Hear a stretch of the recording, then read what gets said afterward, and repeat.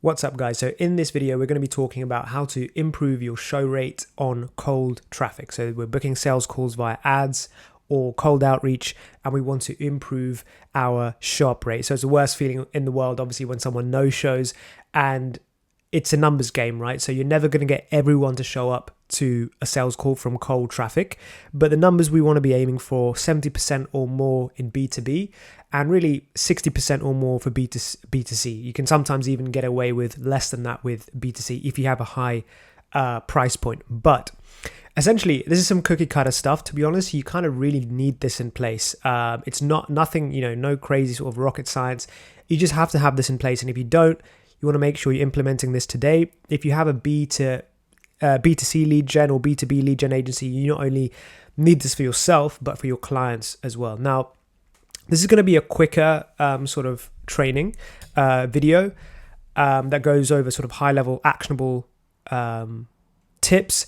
I am going to film a more advanced video on this, which is going to be a bit larger, a bit longer in length as well. I did like a pretty beast training actually. I think it was last year now for one of my clients at the time. It was for their mastermind. So this is a mastermind which is obviously high ticket and exclusive to established business owners. But I put out, you can see that's my face. I was clean shaven back then.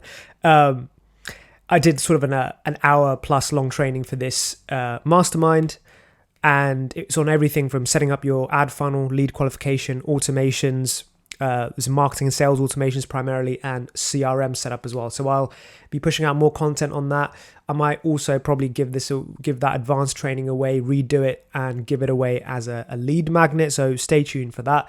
I'm going to be starting to run an email newsletter and so on and so forth. So this is going to be a high level training, but it's still stuff you want to implement today if you've not got it done already. So there's two aspects to this, right? When we're increasing show up rate on cold traffic, there's pre-booking, what we do before the sales call is booked, and post-booking, so what we're making sure is in place after the prospect books in. Okay. Now, the one thing I want to do before I move on is remind you that in the beginning, you should be optimizing for lead flow. So first optimize for quantity, and then we improve quality, right? So because if we do it the other way around, if we skip straight to going to quality, you lose out on many things, such as a chance to get valuable market feedback and the chance to potentially collect cash from downsells or consulting opportunities. It was really important if you're a small agency, 50K per month or less, and you're bootstrapped. Imagine most of you that are watching this, if not all of you, are not funded and don't have that privilege or that, so we're all kind of, homegrown, bootstrapped. So you always want to maximize for cash collected when you're first starting to run cold traffic of any kind, unless you already have a significant cash reserve and you're a more established agency. That does need to be said. So getting straight into it, pre-booking. This is what really a standard ad funnel looks like. Now, this is more of a direct ad funnel. I made a video, I think it was literally the one that I posted previous to this, on direct versus indirect funnels and my take on those. But this is a direct ad funnel. The fastest way to book calls. It is a little bit more expensive on the front end, but if you're established, you have a track record and you have particularly a more unique service, this is really the funnel you want to be running. So it goes ad to opt-in to VSL or DSL, which is a deck sales letter, booking page, thank you page, sales call. And obviously we're going to be talking a little bit about these things right here. So when it's pre-booking, so when just before the prospect actually books the call, the whole game of optimizing for show up rate also starts with increasing quality, the quality of people that are actually seeing your ad and responding to your outreach in the first place, right? So it all starts with the actual piece of ad, the ad copy, the ad creative, and if you're running cold outreach, obviously your first message. So you want to be really specific with your messaging when it comes to ads. You want to be very specific with your market call outs, right? You're not just calling out the target market, but it also, the revenue segment, right? The sub-segment of the market that you're going after. It's not enough to say dentists. It's, you need to say dentists with at least 3 chairs, etc., right? You will also have obviously an opt-in form or lead form. Now, this can be a native Facebook lead form, or it can be an opt-in form that you design yourself. That's, on ClickFunnels, Go High Level, whatever, or custom coded, whatever. And you can obviously place rerouting questions and qualification questions on those forms. There's also something to be said about choosing the correct, or rather being mindful of what optimization event you're choosing. So for example, with Facebook, when you choose a website as the conversion location, so this is on the ad set, you then get a chance to pick the conversion, the actual conversion event, which can be either lead or schedule. So most of the time it's going to be lead for us, especially if you're an agency looking to book calls with ads. But you can choose schedule, which would basically be we're not optimizing for leads. We might remove the opt-in page and we're going straight from the ad to the VSL. So we're not bothering to collect lead details. We're not bothering to collect email, phone number, name. We're just going straight to the VSL. And this is good in sort of sophisticated markets where you just want to, you don't want more friction, right? You just want the person to see the ad, see the value, see what your offer is, and remove any chance of them clicking off basically during the sign up process, right? And this can absolutely increase call quality as well. And as a byproduct, it can actually increase show up rate. The next is the VSL or the DSL, right? So you want specific messaging throughout your VSL, I should say there. So for example, who is this for? Who is this not for? Again, so that's at the beginning, right? At the end, again, this is not for XYZ. This is for XYZ. Also, you can split test a deck sales letter. So that's essentially a video sales letter, but without the video aspect of it. So obviously you need to create the presentation deck before you film a VSL anyway, right? So you can just not record a video, and this is good for more sophisticated markets because reading is so much faster than listening. So the danger with the VSL is if you've made a solid VSL, which in itself is hard to do, and I'll make trainings on that, you run the risk of the prospect just not actually listening, or like literally flicking through and maybe consuming like 30 seconds of an 8-minute VSL, and they just book a call. And so they're obviously not informed, and a prospect that's not informed and educated when they turn up to the call anyway is not going to be the highest quality sales call. You're going to have a tough time closing them on cold traffic. But essentially, deck sales letters just mean that it's there. It's very easy to flick through. So, people read so much faster than they watch. Now, some markets do prefer to watch, and some markets prefer to read. So anyone who's degree educated, if you're going after lawyers, dentists, etc., doctors, they like reading as well. So that's worth bearing in mind. So you always want to, bear in mind, what do you actually want a VSL, or do you want just to keep it as a deck sales letter? And you can always split test both. There's nothing wrong. So I'm actually at the moment I'm just running. I've got a VSL on my main landing page. And I send that through in nurture sequences, but I oftentimes just deliver a deck as well and nothing else, because that actually increases consumption rate. Okay, so if someone increases, if you're increasing the rate at which someone actually consumes your kind of lead magnet or sales asset, then that's obviously going to increase not only just the call quality, but the chances that the prospect will show up as well. And then we obviously have calendar questions. Now you can do this on natively on Go High Level on Calendly, or you can of course include an application, such as you can use a third-party form software like Typeform, Jotform, whatever it might be. But essentially, the two main things you want to get across here are that you don't offer reschedule. So you do this whole thing around, we'll block your IP address. Now you can do this if you have a tech guy on your team, but most of the time it's just words, right? But it does work. So you're saying you don't offer reschedules, basically. Being upfront with pricing as well can increase quality, obviously. Now, it obviously increases friction, but by proxy, it will increase call quality. So if you've got plenty of lead flow, but there's too many unqualified leads coming in, then this is how you increase quality, and then again, increase show-up rate as well. And then there's post-booking. So what do you do after the prospect has actually booked in a time?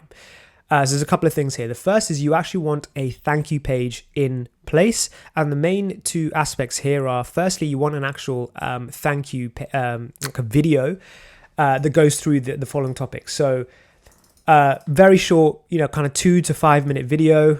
Basically, especially from cold traffic, you're basically saying to them, hey, I know what you're thinking. Who's this random guy on the internet? Who am I? Can I even get results? Is it worth you turning up to this call? And you basically just give a quick 20, 30 seconds on that. You pitch client results. This is a very important one as well. Please confirm your call. So please, you prompt them to check their spam, check their promotions, and confirm the call.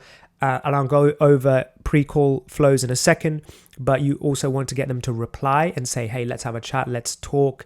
You want some kind of opt-in or communication from them. Okay, and then you tell them where the call is actually going to be hosted. So, host on Zoom, Google Meet, please, turn up in a distraction-free environment where it's quiet.